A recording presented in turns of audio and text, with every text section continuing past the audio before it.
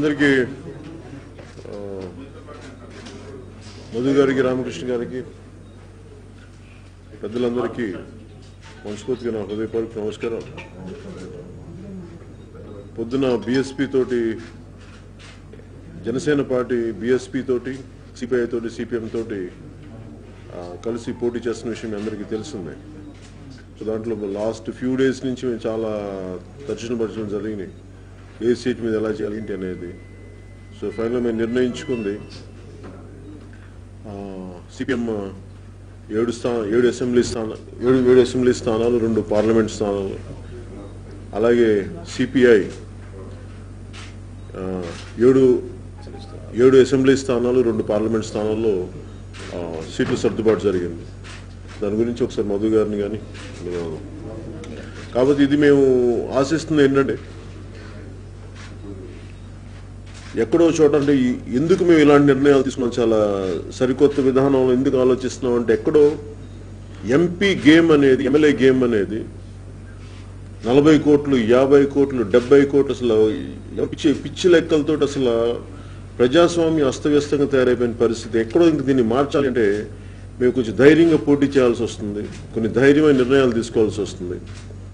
డబ్బులతో పోటీ చేసే రాజకీయం ఇంకెక్కడో దీనికి అంతగా ఇంకా ముగింపు పలకి మనకి పెట్టకపోతే ఇంక అంతు లేకుండా వెళ్ళిపోతుంది. కేవలం డబ్బున్నోళ్లే కనుక పార్లమెంట్కి వెళ్ళిపోతే, డబ్బున్నోళ్ళు కనుక చట్టసభల్లోకి వెళ్తే సామాన్య మధ్యతరగతి మనుషులకు కానీ అణగారిన వర్గాలకు కానీ న్యాయం జరగదు. ఎక్కడో చోట దీన్ని చాలా బలంగా సమూలమైన మార్పులు రావాలని చెప్పి మేము చాలా బలమైన నిర్ణయాలు తీసుకున్నాం. దాంట్లో భాగంగానే మేము 2 పార్లమెంట్ స్థానాలు సిపిఎంకి, 2 పార్లమెంట్ స్థానాలు చాలా మెయిన్ ముఖ్య స్థానాలను మేము సిపిఎంకిను సిపిఐకి చాలా ఆలోచించి ఇవ్వడం జరిగింది. దీని వెనక ముఖ్య ఉద్దేశం సమస్యలు వచ్చినప్పుడు పోటీ చేయడానికి సిపిఐ సిపిఎం కావాలి, కానీ చట్టసభలోకి వెళ్ళడానికి సిపిఐ సిపిఎం అవసరం లేదు. ఈ రోజున వాళ్ళు కూడా సిపిఐ సిపిఎం కూడా కోరుకునేది ఏంటంటే జనసేన పార్టీ లాగా న్యాయం జరగాలి సమస్యలకి, అలాగని చెప్పి ఆర్థిక ప్రగతి కూడా ఉండాలి. కానీ వీటన్నిటి దృష్టిలో పెట్టుకుని మిగతా పార్టీలు ఇక్కడ సమతుల్య దెబ్బ కొట్టేస్తున్నాయి. వీటన్నిటి దృష్టిలో పెట్టుకొని 4 పార్లమెంట్ నుంచి వామపక్షాలు మేము ఇవ్వడం మాకు చాలా వ్యక్తిగతంగా చాలా ఆనందం కలిగించింది. అందుకని మధు గారికి రామకృష్ణ గారికి మనస్ఫూర్తిగా నా ధన్యవాదాలు తెలుపుతున్నాం. మిగతా నాయకులందరికీ, అలాగే బీఎస్పీ లీడర్స్ అందరికీ కూడా, వీర్ సింగ్ గారికి కానీ బ్యాంజీ మాయావతి గారికి కానీ. అందుకని ఒకసారి మధు గారిని ప్రెస్ రిలీజ్ చేసేద్దాం. అలాగే దీంతో పాటు అలాగే ఈ లిస్టు ప్రెస్ రిలీజ్ చేస్తాం. అలాగే ఇంకొక 32 మేము స్థానాల నుంచి జనసేనది ఇంకొక కొద్దిసేపట్లో జాబితా విడుదల చేస్తాం.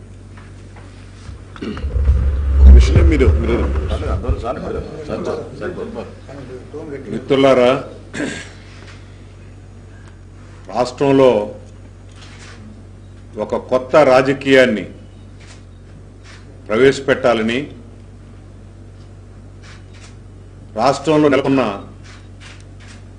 తెలుగుదేశం వైఎస్ఆర్సీపీ యొక్క గుత్తాధిపత్యాన్ని దెబ్బతీయాలని, డబ్బు రాజకీయానికి స్వస్తి పలకాలని ఒక మంచి ఉద్దేశంతో ఈ కాంబినేషన్ ఈరోజు ప్రజల ముందుకు వస్తూ ఉంది. అందువల్ల ఒక సీటు అటో ఇటో ఏమైనప్పటికీ కూడా ఉమ్మడిగా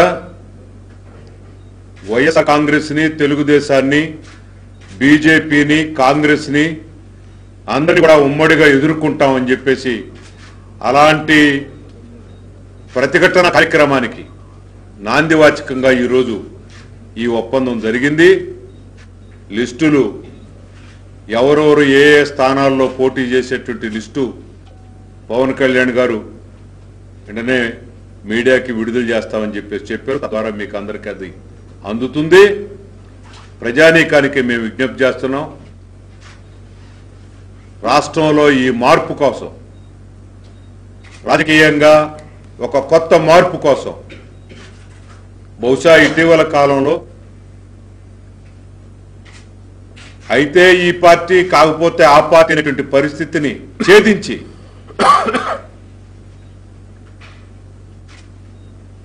తృతీయ శక్తి ఒక బలమైనటువంటి శక్తిగా ముందుకు వచ్చేదానికోసం ఒక మంచి ప్రయత్నం జరుగుతూ ఉంది. దీనికి ఈ ఒడంబడిక, ఈ పొత్తు, ఎన్నికల సర్దుబాటు ఖచ్చితంగా తోడ్పడుతుందని చెప్పేసి మేము గట్టిగా నమ్ముతున్నాం. ఆ రకంగా ప్రజానీకం అంతా కూడా సహకరించాలని చెప్పేసి మేము విజ్ఞప్తి చేస్తాం.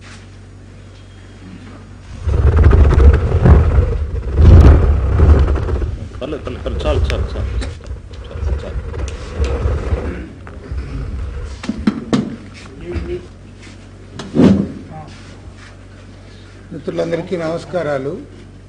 ఇవాళ రాష్ట్రంలో Janasena, Bahujan Samaj party, CPI, CPM 4 పార్టీలు కూడా ఒక కూటమిగా ఏర్పడి అనేక మంది మేధావులు, అదేవిధంగా ప్రజాతంత్ర శక్తులు, ఇతర అభ్యుదయ భావాలు కలిగిన వారందరి సహకారంతో కూడా మేము ముందుకు పోవడానికి నిర్ణయించుకున్నాం.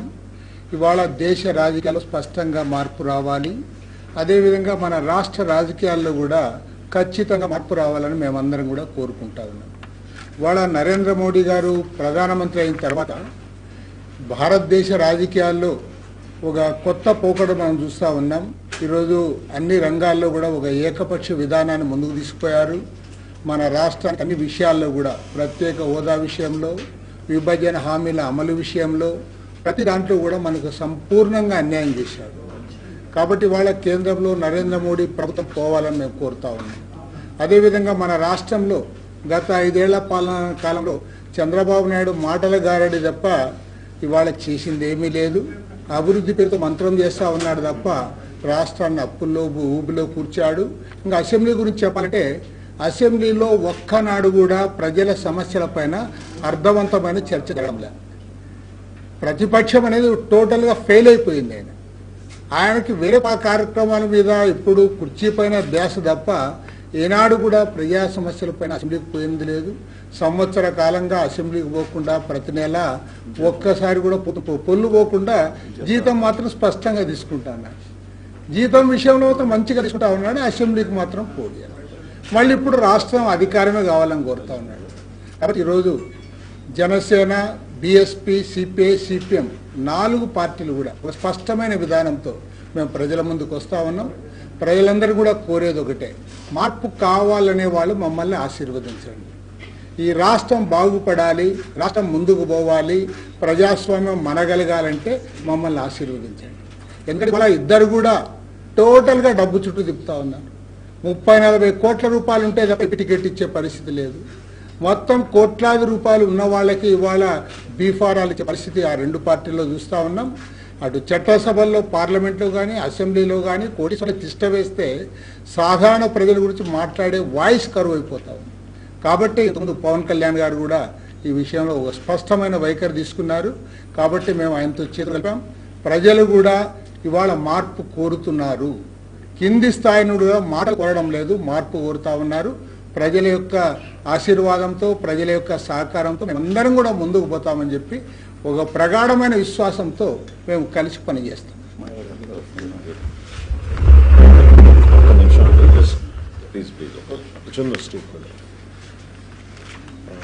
ఇందాక ముందే లోపలికి వచ్చినప్పుడు కేంద్ర డిఫెన్స్ మినిస్టర్గా చేసిన మన గోవా ముఖ్యమంత్రిగా చేసిన మనోహర్ పారీకర్ గారు కాలంచాలకు వారి ఆత్మకి శాంతి చేకూరాలని వారి కుటుంబ సభ్యులకి నా ప్రగాఢ సానుభూతిని తెలియజేస్తున్నాను.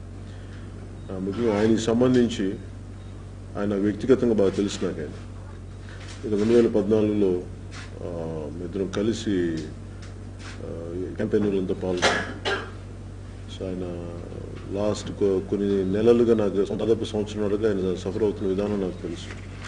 ఇది కొంచెం నాకు బాధ కలిగించిన, ఆవేదన కలిగించి వారి ఆత్మకి ఒక్కసారి మరి ఒకసారి వారి ఆత్మకి శాంతి చేకూరాలని వారి కుటుంబ సభ్యులందరికీ, వారి స్నేహితులకి, భారతీయ జనతా పార్టీ సభ్యులందరికీ ప్రగాఢ సానుభూతిని తెలియజేస్తాం.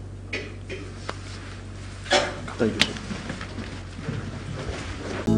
హలో, మిమ్మల్నే యోయో టీవీ యాప్ డౌన్లోడ్ చేసుకున్నారా? ఇంకా లేదా? మీ యాప్ స్టోర్ కి వెళ్ళి వెంటనే డౌన్లోడ్ చేసుకోండి.